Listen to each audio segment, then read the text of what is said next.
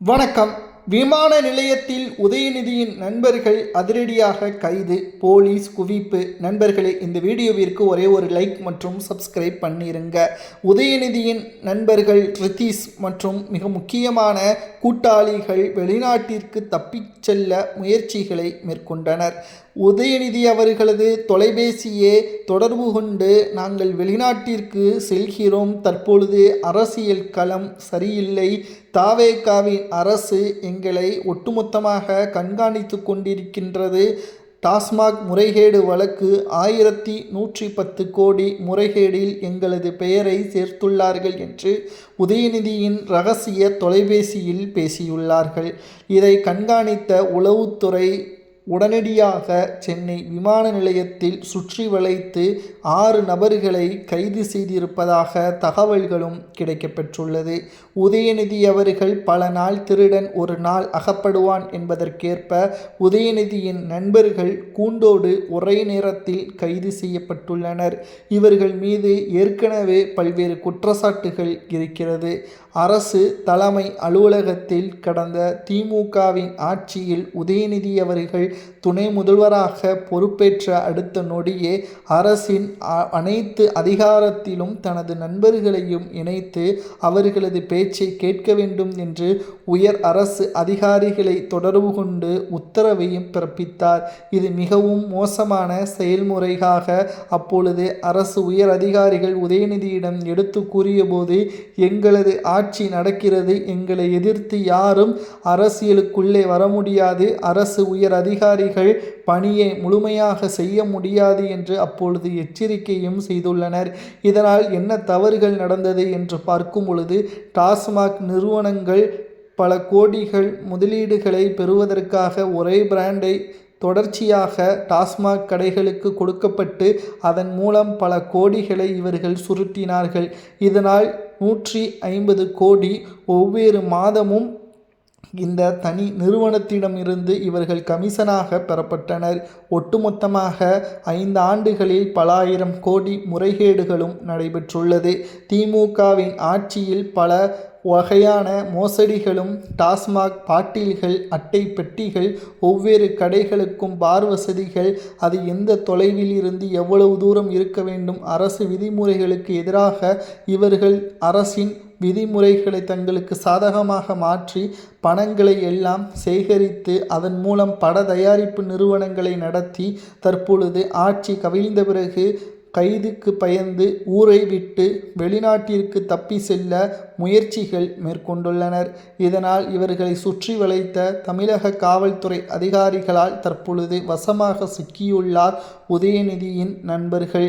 இவர்கள் கொடுக்கின்ற வாக்குமூலம் நிச்சயம் திமுகவிற்கு மிகப்பெரிய ஒரு அதிர்ச்சியாக அமையக்கூடும் என்ற தகவலும் தற்பொழுது நம்மால் பார்க்க முடிகிறது. ஏற்கனவே உதயநிதி அவர்களது நண்பர்கள் வெளிநாடுகளில் சொகுசான வாழ்க்கைகளை ஏற்பாடுகளை செய்துள்ளனர். உதயநிதி அவர்கள் ஏற்கனவே ரிசல்ட்டுக்கு முன்னால் துபாய்க்கு சென்று அவருக்கு தேவையான வசதிகளை செய்திருந்தார். ஆடம்பரமான வாழ்க்கை, மக்களின் வரிப்பணங்களை சுரண்டி இவர்கள் சொகுசாக வாழ்வதற்கான பணங்களை எல்லாம், மக்களின் வரிப்பணங்களை தங்களது சொந்த தேவைகளை பூர்த்தி செய்வதற்காக இரகசிய அறையில் பதுக்கி வைக்கப்பட்ட பணங்கள் அனைத்தும் தற்பொழுது கைப்பற்றப்படுமா என்ற ஒரு கேள்வியும் அரசில் முன்வைக்கப்பட்டு வருகிறது. ஆனால் முதல்வர் விஜய் அவர்கள் ஆட்சி அமைத்த 108வது நாளில் ஒட்டுமொத்த திமுகவின் கூடாரத்தையும் சுக்குநூறாக உடைத்துவிட்டார். மேலும் திமுகவின் மிக முக்கியமான புள்ளிகளாக இருந்த உதயநிதியின் நண்பர்களையும் விசாரணையின் வளையத்திற்குள் விமான நிலையத்திலேயே அதிரடியாக கைது செய்யக்கூடிய வகையில் ஏற்பாடுகளையும் செய்திருக்கிறார்கள். இதனால் நிச்சயம் உதயநிதி அவர்களது பெயர் இதில் நேரடியாக அவர்கள் வாக்குமூலம் கொடுக்கப்பட்டால் எந்த நிறுவனத்திடம் இருந்து எவ்வளவு கோடிகள் பெறப்பட்டது, இதில் யாருக்கெல்லாம் தொடர்பு இருக்கிறது என்பதையெல்லாம் வாக்குமூலமாக இவர்கள் கொடுத்துவிட்டால் போதும், அனைவரும் கூண்டோடு சிறையில் அடைக்கப்படுவார்கள் என்ற தகவலும் தற்பொழுது கிடைக்கப்பெற்றுள்ளது. அது மட்டுமல்ல, இந்த விமான நிலையத்தில் தப்பி செல்வதற்கு என்னென்ன ஏற்பாடுகள் எல்லாம் செய்யப்பட்டது, எதிர்க்கட்சி தலைவராக இருக்கக்கூடிய உதயநிதி அவர்களது நெருங்கிய நண்பர்கள் இதற்கு முன்னால் என்ன மோசடிகளில் எல்லாம் ஈடுபட்டார்கள் என்பதை எல்லாம் தற்பொழுது உளவுத்துறையின் மூலமாக முதல்வர் விஜய் அவர்கள் அனைத்தையும் சேகரித்த பிறகுதான் இந்த கைது நடவடிக்கை நடந்துள்ளது. மேலும் நேற்று மாலை மு.க.ஸ்டாலின் அவர்கள் தனது ஒட்டுமொத்தமான திமுகவின் தலைமை மாற்றுவதற்கான ஏற்பாடுகளையும் மாவட்ட செயலாளர்களை மாற்றுவதற்கான ஏற்பாடுகளையும் ஆலோசனை நடத்தினார். இதில் 70 வயதிற்கு அதிகமாக இருக்கக்கூடியவர்களது பதவிகள் பறிக்கப்படும் என்பதையும் தெரிவித்திருந்தார். மேலும் திமுகவின் தலைமை இளம் தலைமுறையினர்களுக்கு கொடுக்க வேண்டும் என்றால் உதயநிதி அவர்களுக்கு கொடுத்தால் சரியாக இருக்குமா என்று கேட்டால் என்னை பொறுத்தளவிற்கு உதயநிதி அவர்கள் அரசியலுக்கே அன்ஃபிட். ஏனென்றால் கனிமொழி அவர்கள் அந்த இடத்திற்கு தகுதியானவர் என்றே நம்மால் கூற முடியும்.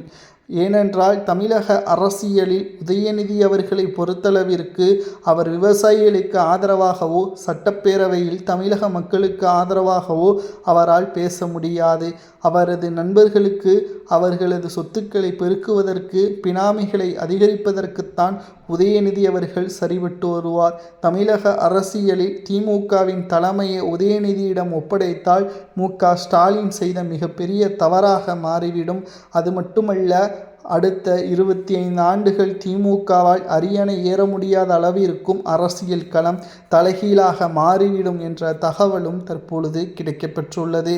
இதனால் உதயநிதி அவர்களது நண்பர்கள் கொடுக்கக்கூடிய வாக்குமூலத்தின் அடிப்படையில்தான் எதிர்க்கட்சி தலைவராக உதயநிதி நீடிப்பாரா அல்லது உதயநிதி அவர்களது எதிர்க்கட்சி பதவி பறிக்கப்படுமா என்பது தெரிய வரும். உதயநிதியின் நண்பர்கள் சாதாரணமாக எடை போடக்கூடாது.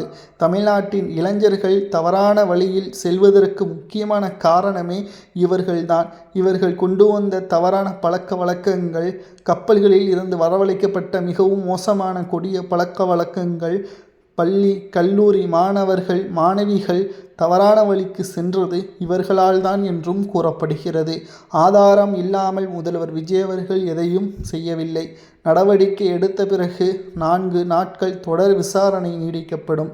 இந்த 4 நாட்களில் விசாரணையின் முடிவில் உதயநிதிக்கும் இதற்கும் நேரடியான தொடர்பு இருந்தால் என்ன தண்டனை வழங்கலாம் என்பதை மக்களாகிய நீங்கள்தான் கொடுக்க வேண்டும். ஆனால் உதயநிதி அவர்கள் எப்படியும் இதில் இருந்து தப்பிப்பதற்கு பல முயற்சிகளை மேற்கொள்வார்.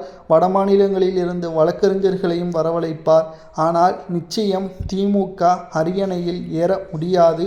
உதயநிதியின் தலைமை திமுக உருவாக்கினால் அடுத்த 25 ஆண்டுகள் தமிழ்நாட்டில் திமுக ஆட்சி அதிகாரத்திற்கு வருவது கடினம் என்ற தகவலும் தற்பொழுது கிடைக்கப்பெற்றுள்ளது.